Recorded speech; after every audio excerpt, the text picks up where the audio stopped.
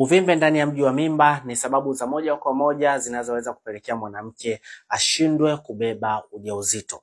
Hasa kuna aina mbili za uvimbe, kuna fibroid lakini pia kuna polyps. Fibroid huwa zinaota ndani ya mji wa mimba, lakini hata polyps huwa zinaota ndani ya mji wa mimba.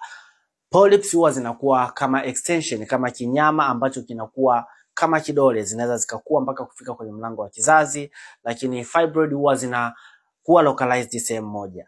Hizi zote huwa zinaathiri uwezo wa mji wa mimba kufanya kazi zake.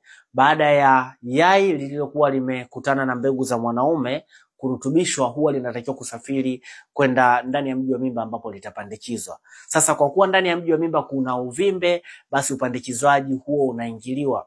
Upandikizaji wa mimba huo unakuwa mgumu na mwanamke anaweza kujikuta anashindwa kubeba ujauzito. Hata akibeba mimba huwa hazikai, zinaharibika baada ya muda mfupi.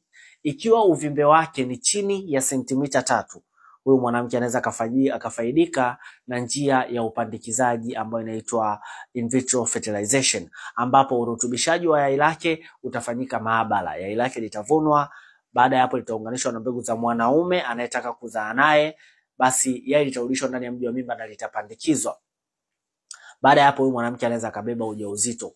Kinachotakiwa ni kufanya vipimo, kujua ni njia gani itakufaa na itakuwa na ufanisi mkubwa kwa upande wako. Kama utakuwa na hizi changamoto, tuwasiliane na Dr. Budodi ili tuweze kuona namna gani tutakusaidia. Vinginevyo, hii ni Afya Kiganjani, tiba mtandaoni na Dr. Budodi. Chao.